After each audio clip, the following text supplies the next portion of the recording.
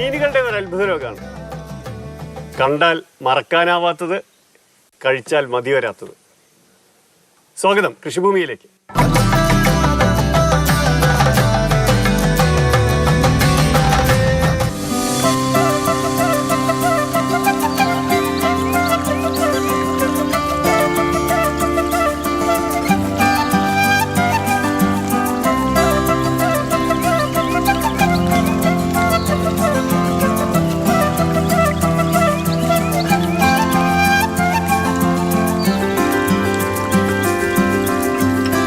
വയനാട് തെക്കന്തറയിലാണ് ഈ 2 ഏക്കർ കുളമുള്ളത്. ഇതിൻ്റെ താഴെ ഏതാണ്ട് 3 ആൾ പൊക്കം വെള്ളമുണ്ട്. ഇതിൽ നിറച്ച് മീനുകളുമുണ്ട്. ശശിയേട്ടാ, അപ്പോൾ 20 കൊല്ലമായി ഇങ്ങനെ ഈ കുളം കുത്തിയിട്ട്? അതെ. എല്ലാവരും അലങ്കാര കൃഷിയാണ്, അലങ്കാര മത്സ്യങ്ങളാണുള്ളത്. നിങ്ങളുടെ കയ്യിൽ 2 എണ്ണം ഉണ്ട്. അതെ, അലങ്കാര മത്സ്യങ്ങളുണ്ട്, ഭക്ഷ്യയോഗ്യമായ മത്സ്യങ്ങളുമുണ്ട്. ഏതാ ആദ്യം തുടങ്ങി? ആദ്യം തുടങ്ങിയത് ഭക്ഷ്യയോഗ്യമായ മത്സ്യങ്ങൾ, എഡിബിൾ ഫിഷാണ് ആദ്യം തുടങ്ങിയത്. അതെ അതെ. ഇപ്പൊ ഈ കുളത്തിൽ എത്ര മീനുണ്ടാവും? ഇതിലിപ്പോൾ ഒരു 8000-ൽ പരം മീനുണ്ടാവും. ഏതൊക്കെ? ഫാം ടൂറിസമായിട്ട് ബന്ധപ്പെട്ട് ഈ കുളം ഇപ്പം ഇങ്ങനെ കൺവേർട്ട് ചെയ്തുകൊണ്ട് എല്ലാ മത്സ്യങ്ങളിലും മിക്സറാണുള്ളത്. രോഹു, കട്ട്ല, ഗ്രാസ് കാർപ്പ്, അതുമാതിരി തന്നെ വരാല്, കാരി, മുഷി, ഒരു കൂട്ടത്തിൽ കോഴിക്കാർപ്പും. ചൂണ്ടെടുത്താ ബാക്കിയുള്ളത് കിട്ടും. അധികം നമ്മൾ തിലാപ്പിയ ഫിഷും വരാലും ഒക്കെയാണ് കുടുങ്ങുന്നത്. ഈ വരാലൊക്കെ ഇപ്പൊ ഇല്ലാണ്ടായിക്കൊണ്ടിരിക്കുകയെന്ന് പറയുന്നത്. അതെ, വരക്ക് അത് ഞാനിപ്പോൾ എൻ്റെ കൃഷിയിടെന്ന് പറഞ്ഞാൽ ജൈവ വൈവിധ്യമായിട്ട് ബന്ധപ്പെട്ട് ബയോഡൈവേഴ്സിറ്റി ഫാമിൻ്റെ സ്കൂളും കൂടിയാണത്. അതും കൂടി ആലോചിച്ചിട്ടാണ് നമ്മൾ ഇതിൽ ഇത്രയും മത്സ്യങ്ങൾ വളർത്തുന്നത്. 10-20 കൊല്ലം മുമ്പ്, 22 കൊല്ലം മുമ്പാ തുടങ്ങിയെന്ന് പറഞ്ഞു. അതെ, 22 കൊല്ലം മുമ്പ് തുടങ്ങുമ്പോൾ വരാലിന് ഇത്രയും പ്രശ്നമില്ല. ഇല്ല, വരാൽ കിട്ടാണ്ട്. ഇല്ല, വരാൽ ഇഷ്ടം പോലെ കിട്ടാണ്. അന്ന് പിന്നെ എങ്ങനെ ഇത് തുടങ്ങാൻ കാരണം? നമ്മളെ തുടക്കം ഒരു 3/4 സെന്റ് കുളമായിരുന്നു. അത് നമ്മളെ പറമ്പിന്റെ ഇടയിലുണ്ട കുളം. അതിൽത്താണ് കൃഷി തുടങ്ങിയത്. പിന്നെ ഫിഷേഴ്സ് ഡിപ്പാർട്ട്മെന്റുമായിട്ടുള്ള നല്ലൊരു ടൈപ്പ് ഉണ്ടായിരുന്നു. അപ്പം ഞാൻ ഇവരോട് സ്വകാര്യം പറഞ്ഞു, എനിക്കൊരു പാക്ക് തരുമോ, എനിക്ക് ചെറിയൊരു കുളമുണ്ട്. അപ്പം എൻ്റെ ഫിഷേഴ്സിൻ്റെ ഇപ്പോഴത്തെ AD-യും JD ആയിരിക്കുന്നത് സുധീർ കൃഷ്ണൻ എന്ന് പറഞ്ഞ സാറ്, നിങ്ങൾക്കൊന്ന് മാറ്റി. അപ്പം തന്നെ അത് മാറ്റി വെച്ചു. ഞാനത് കൊണ്ടുവച്ച് കൃഷിയിലേക്ക് ഇറങ്ങാനുള്ള ഒരു ഇതാണ് പറയുന്നത്. ആദ്യത്തെ വർഷം ഈ 3/4 സെന്റ് കുളത്തിൽ ഈ കട്ട്ല, റൂഹു, ഗ്രാസ് കാർപ്പാണ് ആദ്യമായിട്ട് തരുന്നത്. മത്സ്യകൃഷി ചെയ്യാൻ വലിയ മോഹം ഉണ്ടായിരുന്നു. അതിൽ ഈ ഒരു പറഞ്ഞ മാതിരി തന്നെ നിക്ഷേപിച്ചു. ചുരുക്കി പറഞ്ഞാൽ 1 വർഷം കൊണ്ട് പിടിക്കാൻ നോക്കുമ്പോൾ എനിക്ക് ആകെ 4 മീനാണ് കിട്ടിയത്. അതും 2 ടൈ കുഞ്ഞമ്മത്തി പോലെ ഇല്ല. ഇവർ പറഞ്ഞു 1.5 കിലോ 2 കിലോ കിട്ടുന്നൊക്കെയാണ് ഡിപ്പാർട്ട്മെന്റ് ക്ലാസ്സിൽ പറഞ്ഞ മീൻ കുളത്തിൽ കിട്ടിയില്ല. ഓ ഇല്ല. അപ്പോൾ സത്യത്തിൽ സെക്കൻഡ് ഇയറിൽ ഇതുപോലെ അവർ ക്ലാസ് എടുക്കാൻ വന്നപ്പോൾ ഞാൻ അവരോട് സ്വകാര്യം പറഞ്ഞു, ഇത് വെറുതെ ആൾക്കാർ സമയം പോക്കുന്ന പരിപാടിയാണ്, എന്താന്ന് ചോദിച്ചിട്ടുണ്ട്. എൻ്റെ അനുഭവം പറഞ്ഞു, ഇക്കൊല്ലം കൂടി ഞങ്ങളൊരു പാക്ക് തരും, ഞങ്ങളും വരും മീനിടാൻ, എന്നിട്ട് നിങ്ങൾ അതിൻ്റെ അടുത്ത വർഷത്തെ റിസൾട്ട് ഞങ്ങൾ പറയണമെന്ന് പറഞ്ഞു. ചുരുക്കി പറഞ്ഞാൽ അതുപോലെ ചെയ്തു. ചെറിയ വല എന്താണെന്ന് എനിക്ക് അറിയില്ലായിരുന്നു. കുളത്തിന് വലയിടാൻ പറഞ്ഞു. ചെറിയ കൊതുകിൻ്റെ വലയും എൻ്റെ ജ്യേഷ്ഠ വീട്ടിൽ കുറച്ച് വലക്കഷ്ണമൊക്കെ കൂട്ടിക്കെട്ടിയിട്ട് 3/4 സെന്റ് വല കവർ ചെയ്ത് ഇവർ പറഞ്ഞ ഒരു മീനിട്ട് പിറ്റേത്തെ വർഷം പിടിച്ചപ്പോൾ സ്ഥിതി എന്ന് വെച്ചാൽ ഏകദേശം ഒരു 1 കിലോ 1.5 കിലോ ഉള്ള ഒരു 150ഓളം മീൻ. ആകെ 300 ഇട്ടുള്ളൂ. പക്ഷെ അതിൻ്റെ ഇടയ്ക്ക് എന്തെല്ലാം സംഭവിച്ചാൽ കൊക്കുകൾ, ഞങ്ങളുടെ കൊച്ചാന്ന് പറയും, ഒരു നീർക്കോലി ഒരു 10 രൂപ വേണം, ചേര ഒരു 10 രൂപ വേണം. ഈ വലയിൽ കുടുങ്ങിയിട്ട് ഞാൻ അവരൊക്കെ മുറിച്ച് കളഞ്ഞ് പുറത്തേക്ക് കളയേണ്ടി വന്നു. തവളകൾ, ഒരുപാട് തവളകൾ. അപ്പം നമ്മൾ ശാസ്ത്രീയമായിട്ട് ഒരു അറിവില്ലാതെ കുറേ കുട്ടികളെ കൊണ്ടിടുന്നു, കുട്ടികളെ അടിച്ചു വന്നു. അപ്പോൾ കൃഷി മോശമെന്ന് പറയുന്നു, പഠിക്കുന്നില്ല. പിന്നീട് നമ്മളതെല്ലാം പഠിച്ച് ഒരു 3/4 സെന്റ് കുളം ഇപ്പം 3 ഏക്കറിലേക്ക് നമ്മൾ കുളവും മത്സ്യകൃഷി 7 ഏക്കർ സ്ഥലമുണ്ട്. ഉണ്ട്. അവിടെ 9 കുളം കുത്തി. 9 കുളം. വീട് കുളം കുത്താന്ന് കേട്ടിട്ടേ ഉള്ളൂ.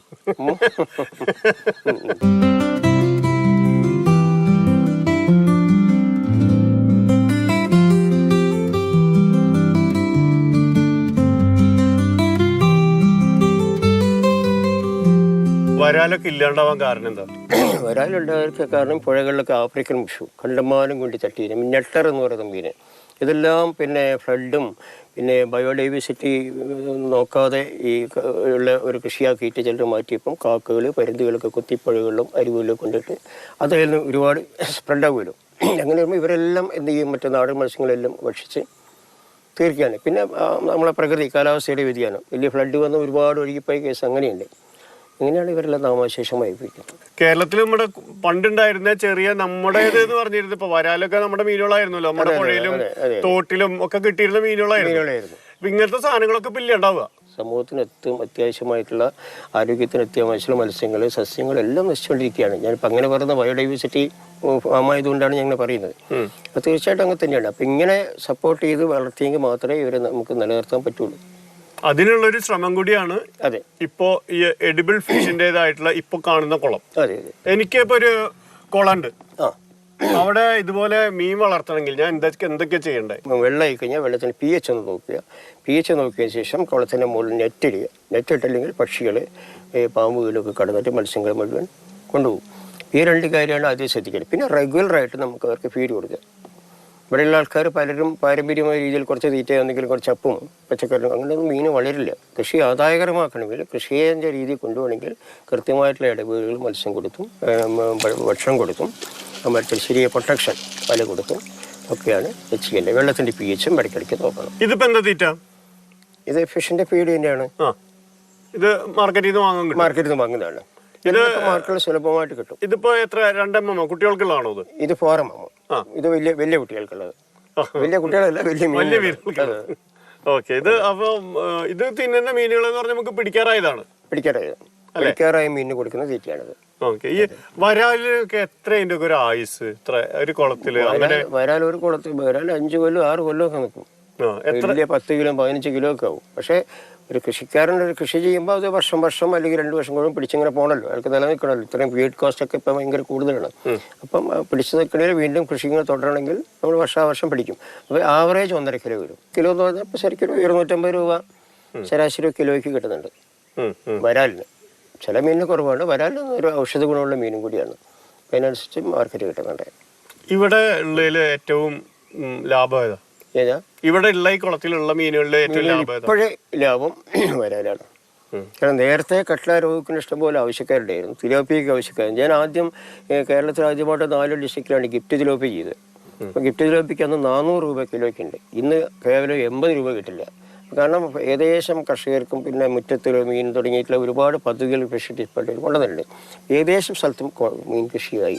അവിടെ എല്ലാം ഉള്ളത് കാർപ്പ് മത്സ്യങ്ങൾ, തിലോപ്പിയ, അതിൽ പിന്നെ കാരാപ്പുഴ ഡാം, ബാണാസുര ഡാം, അതെല്ലാം ഒരുപാട് മത്സ്യങ്ങളായപ്പം അവരെ വിൽക്കുമ്പോൾ വില വളരെ കുറഞ്ഞു. അപ്പം നമുക്കൊക്കെ പിടിച്ചേക്കാൻ കഴിയാത്ത സ്ഥിതി വന്നു. വരാൽ മീൻ അങ്ങനെ എല്ലാ സ്ഥലത്തും ഇല്ല. അപ്പം അത് നമുക്ക് തേടി ആൾക്കാർ വരും. അതാണ് വരാലിലേക്ക് മാറിയത്. നമുക്ക് ഓരോ കാലത്തിനനുസരിച്ച് കോലം കെട്ടുന്നതോടുകൂടി കൃഷി നഷ്ടാന്ന് പറയുന്നതിൽ കാര്യമില്ല. പഠിച്ച് ചെയ്യണം. ആവശ്യമുള്ളത് ഏതാണോ അത് ചെയ്യാൻ അത് ചെയ്യണം. മുട്ട വിരിഞ്ഞ് വരുമ്പോ ഞങ്ങളുടെ നാട്ടിലൊക്കെ ഈ തോട്ടിലൊക്കെ വരാല് പാറ്റി എന്നൊക്കെയാ പറയാറ്. ഇവിടെ എങ്ങനെ ഈ മുട്ടയോട് കൂടിയിട്ട് കുഞ്ഞുങ്ങളായിട്ട് ഇങ്ങനെ വരുമ്പോഴേ നിറച്ച് കുഞ്ഞുങ്ങളായിരിക്കുമല്ലോ. വരാലിന്റെ കുഞ്ഞുങ്ങളായി കഴിഞ്ഞാൽ വലിയ വരാല് പേരന്റൽ കെയറുള്ള ഫിഷും കൂടിയാണ്. ഒരു പരിധി വരെ കുട്ടികളെയും കൂട്ടി ഇങ്ങനെ നടക്കും. മറ്റ് ഫിഷ് ഇവരെ ഇതിലിപ്പോൾ തിലോപ്പിയ മറ്റ് മത്സ്യങ്ങളൊക്കെ ഉണ്ട്. ഇവരെ അറ്റാക്ക് ചെയ്യാതിരിക്കാൻ വേണ്ടി അവർ ഒരു പരിധി വരെ അവർ നോക്കും. പിന്നെ അവരെ ഒഴിച്ചു പോകും കുട്ടികൾ കുറച്ച് വലുതായി കഴിഞ്ഞാൽ. അത് പറഞ്ഞാൽ ശരിയാണ്. അങ്ങനെയാണ് പിന്നെ പഴയ നമ്മുടെ സഹോദരന്മാരും ആദിവാസി സുഹൃത്തുക്കളൊക്കെ ശരിക്കും കുട്ടികളെയും കൂട്ടി വരുമ്പോഴാണ് അമ്പ് ചെയ്തിട്ട് അവർ പഴയ പുഴകളിൽ നിന്നൊക്കെ അമ്പ് ചെയ്ത് കൊന്നിട്ട് മീനെ പിടിക്കുന്നത്. ചുറ്റുപാടുകൾ കറക്റ്റാണെങ്കിൽ കരിമീൻ്റെ പോലെ തന്നെ, കരിമീനും ശുദ്ധജല മത്സ്യമാണല്ലോ, കറക്റ്റാണെങ്കിൽ അവിടെ കുട്ടികൾ പിന്നെ റിസ്ക് വേണ്ട. കരിമീൻ ഇട്ടു പോകും. പക്ഷേ കരിമീനിന് ഞാൻ എല്ലാ മീനും ശുദ്ധജല മീനെ നോക്കിയതാണ്. കരിമീനുള്ളൊരു വിഷയം എന്താണെന്ന് വെച്ചാൽ നമ്മൾ ശരിക്കും അത് ഉപരിജലത്തിലാണ് നന്നായിട്ട് വരുന്നത്, കായൽ വാട്ടർ. ഇവിടെ നമ്മുടെ ഫ്രഷ് വാട്ടറിൽ മാക്സിമം ഒരു വർഷം കൊണ്ട് നമുക്കൊരു 300-400 ഗ്രാമേ കിട്ടുള്ളൂ. അപ്പോൾ നമ്മൾ തീറ്റ കൊടുക്കുമ്പോൾ നമുക്ക് നഷ്ടമാണ്. അതുകൊണ്ട് ഒഴിവാക്കി. ഈ നീർക്കാക്ക വരില്ല? നീർക്കാക്കയുടെ ശല്യം പണ്ട് നന്നായിട്ടുണ്ടായിരുന്നു. ഇപ്പൊ എന്തോ നല്ല കാര്യത്തിന് വർഷങ്ങളായിട്ട് നീർക്കാക്കയുടെ ശല്യമില്ല ഇവിടെ. നീർക്കാക്ക തന്നെ കുളത്തിലിറങ്ങി പോകുന്നത് കുളം കുഴിച്ച സമയത്ത് അത് ഈ വലയിടാത്ത സമയത്ത് എത്ര മീനാണ് നമ്മൾ കൊണ്ടുപോയെന്നറിയും. അവർ ഒരൊറ്റ ഇറങ്ങി വെച്ച് കുട്ടികളേക്ക് ഒരൊറ്റ അടിക്കുന്ന 10-30 കുട്ടികളെ ഒന്നായിട്ടാകും. താഴെ പോയി തപ്പിയിരുന്നു തിന്നും. അതാണ് എല്ലാരും പറയാൻ. അതിന് വല നിർബന്ധമായിട്ടും വേണം. പക്ഷെ ഇങ്ങനെ ഇതിലെ ചെറിയ മീനുകൾ ഞങ്ങളിടില്ല. വലിയ മീനുകളെ വലുതാക്കി ഒരു 8-9 കുളമുണ്ട് എനിക്ക്. അതിൽ കുട്ടികളായി കുറച്ച് വലുതാക്കിയിട്ടാണ് കൊണ്ടിരിക്കുക. അവരെന്തായാലും കാക്കയ്ക്കും പക്ഷിക്കൊന്നും കിട്ടില്ല. താഴെ ഉണ്ടെന്ന് പറഞ്ഞാൽ ചെറിയ കുളങ്ങളിൽ നിന്നുള്ള മീനുകളെ കുറച്ചുകൂടി വലുതാവുമ്പോ കൊണ്ടുവന്ന് ഇവിടെ ഇടും. അങ്ങനെയാണ് ചെയ്യുന്നത്. ഇപ്പം അത് എത്ര ഇടവേളയിലിടുക? എത്ര ദിവസം കൂടുമ്പോഴിടുക? ഇതിപ്പോ നമ്മൾ കുറെ പിടിച്ചു പോകുമല്ലോ, കുറെ അത്യാവശ്യം കുറെ പിടിക്കുകയും ചെയ്യും. അങ്ങനെ കുറെ ലോഡ് കയറുമ്പോൾ 10,000-2000 കുട്ടികൾ ഇങ്ങനെ ഇറക്കും.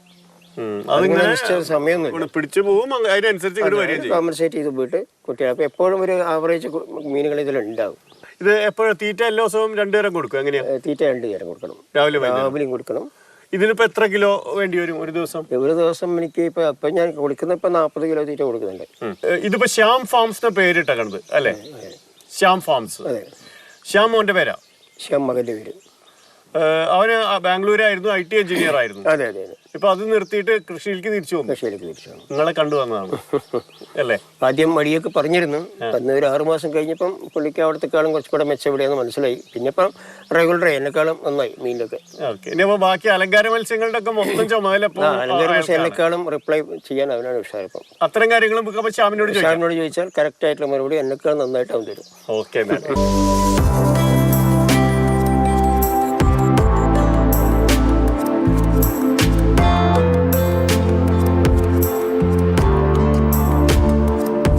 അപ്പൊ ശ്യാമേ, ഇപ്പൊ ഈ പിടിച്ചത് ഏതായിരുന്നു മീൻ? ഇത് കോയിക്കാർപ്പാണ്. കോയിക്കാർപ്പില് പിന്നെ ഉത്സൂരി എന്ന് പറയുന്ന വെറൈറ്റീസ് ആണ്. ഇത് ഒക്കെ ഓർണമെന്റൽ ഫിഷിന്റെ? എല്ലാ ഓർണമെന്റൽ ഫിഷാണ്. ഇതൊക്കെ ഓർണമെന്റൽ ഫിഷിന്റെ ഹാച്ചറികളാണ് കംപ്ലീറ്റ്. നമ്മളെ ഹാച്ചറിയാണ് ഇവിടെ. ബാക്കി കുളങ്ങളും കാര്യങ്ങളൊക്കെ താഴേക്കാണ്. അല്ല, ഞാൻ തിരിച്ചു തന്നിരിക്കുന്നു. ഞാൻ ഒന്നും പിടിച്ചിട്ടില്ല കേട്ടോ. അപ്പോ ഓൾ ഈസ് പോസിബിൾ എന്നാണ് ബനിയാൻ എഴുതിയേക്കുന്നത്. ബാംഗ്ലൂരിൽ നിന്ന് IT കഴിഞ്ഞിട്ട് തിരിച്ചു വന്നാണ് ഇവിടെ. അതെ, തിരിച്ചു വന്നു. അച്ഛൻ പറഞ്ഞിരുന്നു കോവിഡിന്റെ ടൈമിൽ സ്റ്റാർട്ട് ചെയ്ത് നോക്കി. ഏകദേശം ഒരു കൊല്ലം കഴിഞ്ഞപ്പോഴത്തേക്കും പിന്നെ ഫുൾ ടൈം ആയിട്ട് എടുത്തു. ഇപ്പൊ കേരളത്തിൽ തന്നെ ഏറ്റവും കൂടുതൽ കോഴിക്കാർപ്പുള്ളത് ഈ ഫാമിലായിരിക്കും. അത്രയുണ്ട്. ഈ ചെറിയ ഇത് പോണ്ട് എന്ന് പറയാമെങ്കിലും ഇതല്ലാതെ നാച്ചുറൽ ആയിട്ടുള്ള 9 കുളം വേറെ ഉണ്ട് ഈ പറമ്പില്. അതെ, ഇത് ഹാച്ചറി സെറ്റപ്പ് ആണ്. ബാക്കി നമ്മൾ റേസ് ചെയ്യിപ്പിക്കുന്നതും അതായത് ബ്രീഡ് ചെയ്ത് കുട്ടികളെ വലുതാക്കുന്നതൊക്കെ താഴേക്കാണ്. ഇത് എങ്ങനെയാണ് ഇതിന്റെ ബ്രീഡിങ് പരിപാടികൾ? ഒരു സെറ്റ് എന്ന് പറയുമ്പോൾ ഒരു ഫീമെയിലും 2 മെയിലും. അത് ഇട്ട് കഴിഞ്ഞാൽ നമ്മളെ വയനാട്ടിലൊരു മെച്ചം എന്താന്ന് പറഞ്ഞു കഴിഞ്ഞാൽ നാച്ചുറലായിട്ട് നമ്മളെ വെള്ളത്തിൽ ബ്രീഡാവും ഇവരെ. അതായത് സെപ്പറേറ്റ് ചെയ്ത് തരണം. അത് കഴിഞ്ഞിട്ട് മുട്ടയിട്ട് കഴിഞ്ഞാൽ അവരെ മാറ്റണം. അത് കഴിഞ്ഞ് റേസ് ചെയ്യിപ്പിക്കുന്ന ഫീഡ് കൊടുക്കണം. അത് കഴിഞ്ഞ് കുളത്തിലേക്ക് കൊണ്ടിറക്കണം. അത് എത്ര വലിപ്പം വരെയിരിക്കും? ഏകദേശം കറക്റ്റ് 26 ദിവസം. ഒരു ചെറിയൊരു തവള ഉണ്ടെങ്കിലും നമ്മൾ ഇറക്കുന്ന അത്രയും കുട്ടികളെ അത് ഉറപ്പുവരുത്തണം. അപ്പൊ ഈ കോഴിക്കാർപ്പാണ് ഏറ്റവും ഭംഗിയുള്ള ഒരു സാധനം, ഏറ്റവും അടിപൊളി. അതായത് ഇപ്പൊ ഒരു ട്രെൻഡാണെന്ന് വെച്ചാൽ എല്ലാ വീട്ടിലും ഇൻഡോർ പോൺസ് ചെയ്യുന്നൊരു ട്രെൻഡ് വന്നിട്ടുണ്ട്. അതിലേക്ക് ഏറ്റവും അടിപൊളി സാധനം ഇതാണ്. ബാക്കി ഏതൊക്കെ എന്താ? ഇപ്പൊ 10-20 പോണ്ടുകൾ ഇതുപോലെ ടാങ്കുകൾ ഇവിടെ ഉണ്ട്. ഇത് ഓരോ ടാങ്കിലും എന്താ ഇതിന്റെ ഡിഫറൻസ് എങ്ങനെയാ? ഒന്ന് ചിലപ്പോൾ സൈസ് വ്യത്യാസം ഉണ്ടാവും, ചിലപ്പോൾ വെറൈറ്റി വ്യത്യാസങ്ങൾ ഉണ്ടാവും. പിന്നെ ഇതിപ്പോൾ നോക്കുകയാണെങ്കിൽ 4 ഇഞ്ച് സൈസാണ് വരിക. ഇതിൽ നേരെ വന്നു കഴിഞ്ഞാൽ 3 ഇഞ്ച് സൈസാണ് വരിക. അപ്പോൾ 3 ഇഞ്ച് എന്ന് പറയുമ്പോൾ ഇത് രണ്ടും വെറൈറ്റീസ് സെയിം ആണ്, സൈസിൽ മാത്രം വ്യത്യാസം ഉണ്ടാവും. കുറച്ച് ചെറുതാണ്, കുറച്ച് ചെറുത്. കുറച്ച് ചെറുതിലാണ് വില വ്യത്യാസം. ഈ ടാങ്ക് സെറ്റ് ചെയ്യുമ്പോൾ ഇതൊക്കെ എന്താ? ഇത് എയറേഷൻ ആണ്.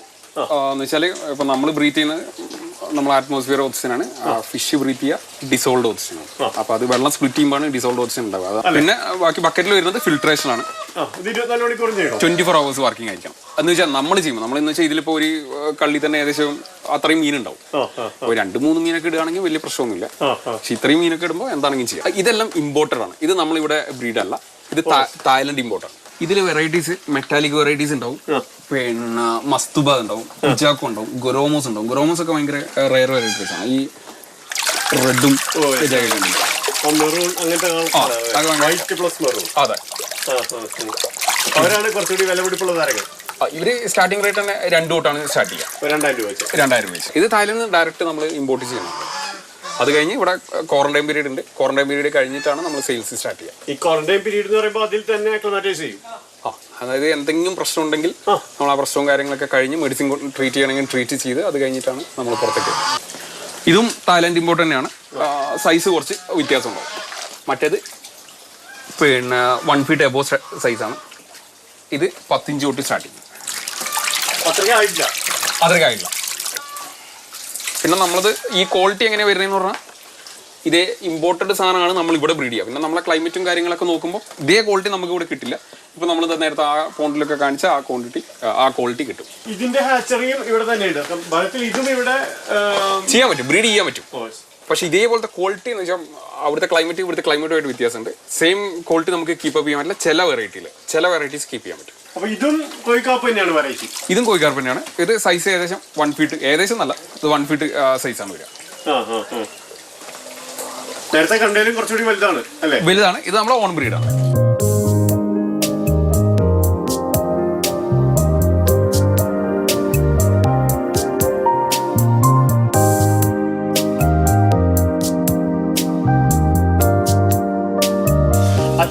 ചോദിച്ചു ശ്യാം വന്നോട് കൂടിയിട്ട് ഇതിന്റെ മാർക്കറ്റിംഗ് കുറച്ചും കൂടി ഉഷാറായി തോന്നി. അപ്പം ഈ IT പഠിച്ചോണ്ടുള്ള ഗുണം കിട്ടിയത് ഒരു ഡിജി മാർക്കറ്റിംഗ് എന്നുള്ളൊരു ആ സ്കോപ്പ് ഉപയോഗിക്കാൻ പറ്റിയില്ലേ? അത് ശരിക്കും ഉപയോഗിക്കാൻ പറ്റും. എന്ന് വെച്ചാൽ അതുള്ളത് കൊണ്ട് നമുക്ക് മാർക്കറ്റിംഗ് ഒരു പ്രശ്നമില്ല. പിന്നെ വെറുതെ മാർക്കറ്റിംഗ് മാത്രമല്ല, നമ്മളെ ഫിഷിന്റെ ക്വാളിറ്റി ഈ രീതിക്കുള്ള ക്വാളിറ്റി ഉള്ളതുകൊണ്ട് ഒരു പ്രാവശ്യം എടുത്ത ആൾക്കാർ എന്താണ് പിന്നെയും വന്നുകൊണ്ട് റിപ്പീറ്റഡ് കസ്റ്റമേഴ്സാണ് നമുക്ക് അധികം. ഇതിപ്പം പിന്നെ നമ്മളെ കോഴ്സ് നോക്കുകയാണെങ്കിൽ തന്നെ ഒന്ന് കളർ അതിൽ 2 കാരണങ്ങളുണ്ട്. ഒന്ന് നമ്മൾ കൊടുക്കുന്ന ഫീഡും പിന്നെ നമ്മളെ ക്ലൈമറ്റും. അതൊരു ബ്ലെസ്സിങ് ആണ് നമുക്ക്. വയനാട്ടിലെ വെള്ളത്തിൽ കളർ എപ്പം കൂടുതലായിരിക്കും കോഴ്സിന്. അതാണ് ഇതൊക്കെ ഇങ്ങനെ ഇത്രയും കളറിൽ നിൽക്കണം. അപ്പം മൊത്തം നോക്കുകയാണെങ്കിൽ ഇപ്പോൾ മാർക്കറ്റ് നോക്കുകയാണെങ്കിൽ ഇപ്പോൾ ആര് കൊടുക്കുന്നതിനെക്കാട്ടും കോമ്പറ്റബിൾ ആയ പ്രൈസിൽ സൈസ് അല്ല, ക്വാളിറ്റിയും സൈസുമായിട്ട് കമ്പയർ ചെയ്തിട്ട് പ്രൈസ് കമ്പയർ ചെയ്യണം. വെറും സൈസ് നോക്കിക്കഴിഞ്ഞാൽ ഇപ്പം കിലോയ്ക്കൊക്കെ തൂക്കി കൊടുക്കുന്ന ആൾക്കാരുണ്ട്. പക്ഷേ ഇങ്ങനെയൊന്നും ഉണ്ടാവില്ല. നമ്മളെ സാധാ ലോക്കൽ മീൻ തൂക്കുന്ന പോലെ ഉണ്ടാവും. അപ്പോൾ ആ ഒരു സംഭവം ഇവിടെ നമ്മളെ ക്ലൈമറ്റും ഫുഡും കൊണ്ട് നമ്മളവിടെ ചെയ്തെടുക്കുന്നുണ്ട്. വാങ്ങാൻ വരുന്നവർക്ക് വീട്ടിൽ വെക്കുമ്പോൾ അതൊരു ഭംഗിയാണ് കൂടുതൽ. അതായത് വാങ്ങാൻ വരുന്നവർക്ക് ബെസ്റ്റ് റേറ്റിൽ ബെസ്റ്റ് ക്വാളിറ്റീസ് ആണ് നമ്മളെ ഫാമിൽ നിന്ന് കിട്ടും. പോണ്ട് സെറ്റ് ചെയ്തവർക്ക് ഇത് കുറച്ചും കൂടി ഭംഗിയാണ്. അതെ, ഇപ്പം എന്ന് വെച്ചാൽ എല്ലാ വീട്ടിലും പോണ്ട്സ് ഉണ്ട്. കോഴി പോണ്ട്സ് ഇല്ലാത്ത വീട് ഭയങ്കര കുറവാണ്. പിന്നെ ഒരു റിപ്പോർട്ടൊക്കെ വന്നിട്ടുണ്ട്. എന്ന് വെച്ചാൽ ഏറ്റവും കൂടുതൽ വേൾഡിൽ തന്നെ സ്ട്രെസ് ഫ്രീ ആവുന്നത് കോഴ്സിന് നോക്കുമ്പോൾ വേൾഡിൽ തന്നെ. എന്ന് വെച്ചാൽ ഇതിനെ 2 മിനിറ്റ് ഒബ്സർവ് ചെയ്ത് കഴിഞ്ഞാൽ ഒരു സ്ട്രെസ് എല്ലാം റിലീഫ് ആവുന്നതാണ്. അപ്പോൾ ആര് ഭംഗി അതിലുണ്ട്, നമ്മുടെ മനസ്സിലെ ഫ്രീ ആക്കും, സ്വസ്ഥാക്കും. എക്സൈറ്റ് ആണ് അത് ഭയങ്കരമായിട്ട്. ഇത് ഹാൻഡ് ഫീഡിങ് ട്രെയിനിങ് ചെയ്യിപ്പിക്കാൻ പറ്റും. നമ്മളെ കയ്യിൽ നിന്ന് വന്ന് തീറ്റി എടുക്കും. ആ ഒരു ഫീലൊക്കെ അത് ശരിക്കും എക്സ്പീരിയൻസ് ചെയ്യണം. എക്സ്പീരിയൻസ് ചെയ്ത് കഴിഞ്ഞാൽ ഇപ്പോൾ കൊടുക്കാൻ പറ്റും. കയ്യിൽ നിന്ന് ഇതാണ് ഏറ്റവും രസം കോഴ്സിനെ. പിന്നെ കാര്യം ശ്രദ്ധിക്കണം, എല്ലാവരും വന്ന് കഴിഞ്ഞില്ലേ. ഇത് പക്ഷേ പോണ്ടിൽ ഒരാൾ തന്നെ കൊടുക്കുകയായിരിക്കും സേഫ് അല്ലേ? നമ്മൾ അങ്ങനെയാണ് ചെയ്യിക്കുക. പിന്നെ നമുക്കിവിടെ സ്റ്റേയും കാര്യങ്ങളുള്ളതുകൊണ്ട് ഗസ്റ്റ് വരും. അപ്പൊ ഇൻ കേസ് ഗസ്റ്റ് കൊടുക്കുകയാണെങ്കിൽ തന്നെ നമ്മൾ പിന്നെ പൊട്ടാസ്യം പെർമാഗ്നേറ്റ് എന്ന് പറഞ്ഞ സാധനമുണ്ട്, അതിൽ കൈ കഴിയിപ്പിച്ചിട്ട് മാത്രമേ ഇത് സമ്മതിക്കുള്ളൂ. ഒരുപാട് ഇൻഫെക്ഷൻസ് ഒക്കെ ഉണ്ടാവാൻ ഏറ്റവും ചാൻസസ് കൂടുതലല്ലേ? ഭയങ്കര കൂടുതലാണ്. ഒന്ന് ഇവർക്ക് ഫംഗൽ അറ്റാക്ക് പെട്ടെന്ന്, ഇവർക്ക് സ്കിന്നിനാണ് ഏറ്റവും കൂടുതൽ പ്രശ്നം വരിക. പിന്നെ ആങ്കർ വേം എന്ന് പറഞ്ഞ സാധനമുണ്ട്, അതൊക്കെ പെട്ടെന്ന് അതൊക്കെ അറ്റാക്ക് ആയി കഴിഞ്ഞാൽ മീൻ മൊത്തം ചോര ഊറ്റി കുടിക്കുന്ന സാധനമാണ്. അത് നോക്കണം. ഫംഗൽ അറ്റാക്ക് നോക്കണം. പിന്നെ വൈറ്റ് സ്പോട്ട് എന്ന് പറഞ്ഞൊരു സാധനമുണ്ട്. ഡിസീസ് പറയുകയാണെങ്കിൽ കുറച്ച് ഉണ്ട് ഡിസീസ്. അതിൻ്റെ മരുന്ന് അറിയുകയാണെങ്കിൽ വലിയ പ്രശ്നമൊന്നുമില്ല.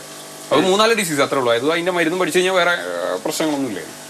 അത് ഇത്രയും IT പ്രോബ്ലംസ് അതിന് ഫോളോ ചെയ്യണേക്കാൾ വെച്ച് പോകുമ്പോൾ എളുപ്പമാണ്. ഇത് ഒരു ഇതെല്ലാം കുറച്ച് കല്ലുപ്പുണ്ടെങ്കിൽ തീരാവുന്ന പ്രശ്നമുള്ളൂ കോഴിക്കാർപ്പിന്.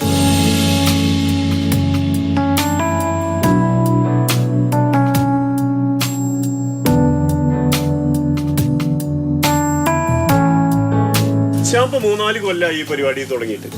ഇപ്പൊ ഇതിന്റെ മാർക്കറ്റ് ഇപ്പൊ എവിടെ നിന്നൊക്കെയാ ഡെവലപ്പ് ചെയ്ത്? നമ്മളെ മെയിൻ മാർക്കറ്റ് കർണാടകയാണ്. ബാംഗ്ലൂർ, ദാവങ്കര, ഷിമോഗ. പിന്നെ അതല്ലാണ്ട് കേരളത്തിൽ നമുക്ക് ഒരുവിധം എല്ലാ ഡിസ്ട്രിക്റ്റിലും റെഗുലർ കസ്റ്റമേഴ്സ് ഉണ്ട്. അപ്പം ഇത് കംപ്ലീറ്റ് എന്ന് വെച്ചാൽ ഓൺലൈൻ വഴിയാണ് ചെയ്യുന്നത്. പിന്നെ ഇതല്ലാണ്ട് നമുക്ക് മുംബൈയിലും ഉണ്ട്. അത് പറയാൻ വിട്ടുപോയതാണ്. മുംബൈയിലേക്ക് അത്യാവശ്യം കസ്റ്റമേഴ്സ് ഉണ്ട്. പിന്നെ ബാംഗ്ലൂർ ആയിരുന്നപ്പോൾ അതൊരു വേറെ ലൈഫാണ്. പൊല്യൂഷൻ കാര്യങ്ങളൊന്നും ഇല്ല ഇവിടെ. ഇവിടുത്തെ ആൾക്കാരെല്ലാവരും പുറത്ത് പോകുന്നത് ഒന്ന് മെയിൻ പൈസ എന്നുള്ളൊരു സംഭവത്തിലാണ്. അപ്പോൾ ഇത് കോഴ്സ് നല്ലതാണ്. കോഴ്സ് നല്ല രീതിയിൽ പൈസ തരുന്ന മീനാണ്. ശ്യാമേ, അപ്പോൾ അതിനിടയിൽ ഇപ്പോൾ വയനാട്ടിൽ നിങ്ങൾ ടൂറിസം കൂടിയും ചെയ്യുന്നുണ്ട് അല്ലേ? അതിപ്പോൾ എങ്ങനെയാണ്? അത് നല്ല രീതിയിൽ പോകുന്നുണ്ടോ? ഇപ്പോൾ ടൂറിസം പറയുകയാണെന്നുണ്ടെങ്കിൽ വളരെ എന്ന് വെച്ചാൽ എന്താ പ്രശ്നം എന്ന് പറഞ്ഞു കഴിഞ്ഞാൽ എന്ന് വെച്ചാൽ മീഡിയ പബ്ലിസിറ്റി. ഇപ്പോൾ എൻ്റെ ഫ്രണ്ട്സൊക്കെ എന്നോട് ചോദിക്കുക വയനാട്ടിൽ നിങ്ങളെല്ലാവരും സേഫ് ആണോ, നിങ്ങൾ ഉണ്ടോ എന്നൊക്കെ ചോദിച്ച ആൾക്കാരുണ്ട്. അതായത് നമ്മളെയൊക്കെ ഒരു സ്ഥലം എന്ന് പറഞ്ഞു കഴിഞ്ഞാൽ അതുമായിട്ട് ആ ലാൻഡ് സ്ലൈഡ് ഒന്നും സംഭവിച്ചായിട്ട് ഒരു ബന്ധമില്ലാത്ത സ്ഥലമാണ്. അപ്പം മൊത്തം ന്യൂസ് സ്പ്രെഡ് ആയിട്ടുള്ള വയനാട് ആയതുകൊണ്ട് തന്നെ വയനാട്ടിലെ ടൂറിസം ശരി നമുക്കൊക്കെ നല്ലോണം ഫേസ് ചെയ്യുന്നുണ്ട്. എന്ന് വെച്ചാൽ ഇപ്പൊക്കെ വീക്കെൻഡ്സ് മാത്രമാണ് കസ്റ്റമേഴ്സ് ഉള്ളത്. മറ്റേതെന്ന് പറഞ്ഞാൽ വീക്ക് ഡേ ഒന്നും ഇപ്പോൾ ഇല്ല, ഭയങ്കര കുറവാണ്, ക്രൗഡ് കുറവാണ്.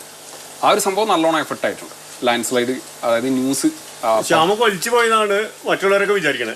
എല്ലാവരും അങ്ങനെ എത്രയോ ആൾക്കാർ അങ്ങനെ വിളിച്ച് ചോദിച്ചിട്ടുണ്ട്. എന്ന് വെച്ചാൽ മൊത്തം ന്യൂസ് വയനാട് പോയി എന്നാണ് വന്നിട്ടുണ്ടായിരുന്നത്. അടുത്തത് ഇപ്പോൾ ചോദിക്കാൻ 2-3, അതായത് ഇവിടെ നമ്മളെ ഫാം എന്ന് പറഞ്ഞാൽ 4 സെക്ടർ ഉണ്ട്. അതിൽ ഫിഷിൻ്റെ ഇത് ചോദിക്കുകയാണെന്നുണ്ടെങ്കിൽ അതിപ്പം ഇൻകം സ്കെയിൽ ഡബിൾ ആക്കാൻ പറ്റുന്ന തന്നെ വിചാരിക്കണം. അതിൽ തന്നെയാണ് പരിപാടി. ഇതേപോലത്തെ ഒരു ഹാച്ചറി യൂണിറ്റും കൂടി തുടങ്ങാനുള്ള പ്ലാൻ ഉണ്ട്.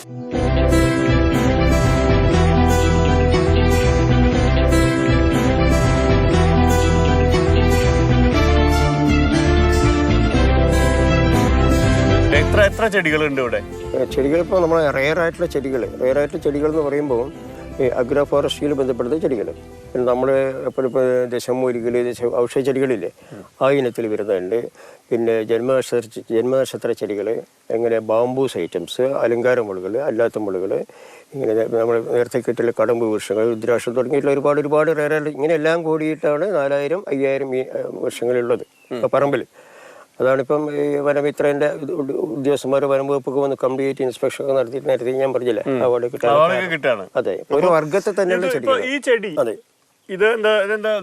ഇതിന്റെ പേര് നാഗമരം പറയുക. നാഗമരത്തിന്റെ പ്രത്യേകത ഇപ്പം മണ്ണൊലിപ്പുള്ള സമയങ്ങളിൽ ഇങ്ങനെയുള്ള ചതുപ്പ പ്രദേശങ്ങൾ കുളങ്ങളിൽ കുഴിച്ചാൽ ആണ് നമ്മൾ പതിയെ ഇത് വെച്ചോളാനാണ് പറയുക. 2 ഗുണമാണ് അതിനെ കൊണ്ടുള്ളത്. ഇവർക്ക് പോസിറ്റീവ് എനർജി വരുന്ന ഒരു ചെടിയാണ്, ആൽമരത്തിന്റെ ഒക്കെ പോലെ. 2, എത്ര കൊടുങ്കാറ്റടിച്ചാലും ഇത് ഒടിയില്ല. സ്ട്രോങ് വുഡാണ്, ഒടിയില്ല. അപ്പൊ ഇതുപോലെയാണ് ഇതിന്റെ ചുറ്റും ഇത് ഈ എല്ലാ കുളത്തിന്റെ അടുത്തും ഇത് വെച്ചിട്ടുണ്ട്. എല്ലാ കുളത്തിലും ഉണ്ട്. എന്റെ പറമ്പിൽ തന്നെ ഇഷ്ടംപോലെ വേറെ വെച്ചിട്ടുണ്ട്. പിന്നെ ഇതിന്റെയൊക്കെ വർഗ്ഗ ചെടികളും ഉണ്ട്. ഓരോന്നിന്റെ ബയോഡൈവേഴ്സിറ്റി എന്ന് പറയുമ്പോൾ അങ്ങനെയുണ്ട്. ഇപ്പൊ പാലമരം, ഏലംപാല, തീപ്പാല, അങ്ങനെ യക്ഷിപ്പാല, കൊടകപ്പാല, ദന്തപ്പാല, ഇങ്ങനെ ഓരോ ചെടിക്കും വ്യത്യസ്ത വർഗ്ഗങ്ങളുണ്ട്. ഒരേ സ്പീഷീസ് തന്നെ അങ്ങനെയുള്ള ചെടികളുള്ളത് കൊണ്ടാണ് നമ്മൾ ബയോഡൈവേഴ്സിറ്റിയിലേക്ക് വരുന്നത്. ഇപ്പം ഞാനത് ഇവിടെ വരുന്ന എൻ്റെ സുഹൃത്തുക്കളോടൊക്കെ പറഞ്ഞു കൊടുക്കും. ഒരു 1000 ആൾ വരുമ്പോൾ 2 ആളൊക്കെ മാറുന്നുണ്ട്. കുറച്ച് ചെടി എനിക്കും വെക്കാം. അങ്ങനെ അങ്ങ് വന്നു കിട്ടിയാൽ നമ്മുടെ നാട് നന്നാ പോയിരുന്നു. ടെൻഡൻസിലേക്ക് വന്നാൽ ഇന്ത്യ മുഴുവൻ ആൾക്കാർ ഇവിടെ വരുന്നുണ്ട്. തീർച്ചയായിട്ടും. അല്ലേ? അതെ. ഇന്ത്യ മുഴുവനല്ലേ, ലോകം മുഴുവൻ ആൾക്കാർ വരുന്നുണ്ടായിരുന്നു. ഇന്ത്യ മുഴുവൻ എന്ന് പറയുമ്പോൾ മറ്റേ ആന്ധ്ര, കർണാടക, തമിഴ്നാട്, അല്ല മറ്റു രാജസ്ഥാനിലെ ആൾക്കാർ വന്നിട്ടുണ്ട്, ഫ്രാൻസിലെ ആൾക്കാർ വന്നിട്ടുണ്ട്, ജർമ്മനിയിലെ ആൾക്കാർ വന്നിട്ടുണ്ട്, USA മേഡം വന്നിട്ടുണ്ട്. അതിൻ്റെ എല്ലാം അവരെ നമ്മളെ വിസിറ്റേഴ്സ് ബുക്കിൽ എല്ലാത്തിനും കൊണ്ട് ഞാൻ എഴുതി വെച്ചിട്ടുണ്ട്. അവർ ഫോട്ടോ എടുത്തു വെച്ചിട്ടുണ്ട്. വിദേശികൾ അടക്കം വരുന്നുണ്ട്. ഞങ്ങൾ വരാത്തിരി ലേറ്റായി അല്ലേ? ഒരു പ്രൊജക്റ്റ് പഠിക്കാൻ വേണ്ടി അഗ്രികൾച്ചർ ഓരോന്ന് ഇങ്ങനെ പറഞ്ഞു കേട്ടിട്ട് ഇങ്ങനെ നെറ്റിലടിച്ച് നോക്കിയിട്ട് വരുന്നതാണ്. പക്ഷെ അവർ വരുമ്പോൾ നമുക്ക് ഒരുപാട് അഡ്വൈസും കിട്ടും. ഒരുപാട് നല്ല കാര്യമാണ് അവർക്ക് വരുന്നത്. അപ്പോൾ ഇനിയും ഒരുപാട് ആൾക്കാർ വരട്ടെ. ജൈവ സംരക്ഷണം എന്നുള്ള ഒരു വലിയ കാര്യം ഇപ്പൊ നമ്മളൊക്കെ പോയാലും പ്രകൃതി നിലനിൽക്കാനുള്ള തലമുറ രക്ഷപ്പെടണമെങ്കിൽ നമ്മളിപ്പോഴത്തെ ചെയ്ത് വെക്കണം. നമ്മൾ ഈ പ്രവർത്തിക്കുന്നതിന് അർത്ഥമില്ലല്ലോ. വെറും വരുമാനം മാത്രമല്ല, വരുമാനം വേണം. ഇതിപ്പോൾ ഒരു വരുമാനത്തിലില്ലെങ്കിൽ ഇതെല്ലാം നശിച്ചും പോകും. നമുക്ക് മുന്നോട്ട് പോകണമെങ്കിൽ വരുമാനം, പക്ഷെ വരുമാനം മാത്രം ലക്ഷ്യമാക്കരുത്. സമൂഹത്തിന്റെ നിലനിൽപ്പും കൂടെ ലക്ഷ്യമാക്കിക്കൊണ്ടുള്ള വരുമാനം, അതാണ് നമ്മൾ ലക്ഷ്യമിടുന്നത്. അടുത്ത തലമുറയ്ക്കും ഇതാണ് വരാല് എന്ന് പറഞ്ഞാൽ പഴയ പടല്ലാണ്ട് മീനിനെ കാണിച്ചു കൊടുക്കാൻ പറ്റണം. അതുപോലെ ഈ ചെടികളും കാണിച്ചു കൊടുക്കാൻ പറ്റണം. അപ്പോൾ കാത്തിരിക്കുന്നു നിങ്ങളുടെ നിർദ്ദേശങ്ങളും അഭിപ്രായങ്ങളും.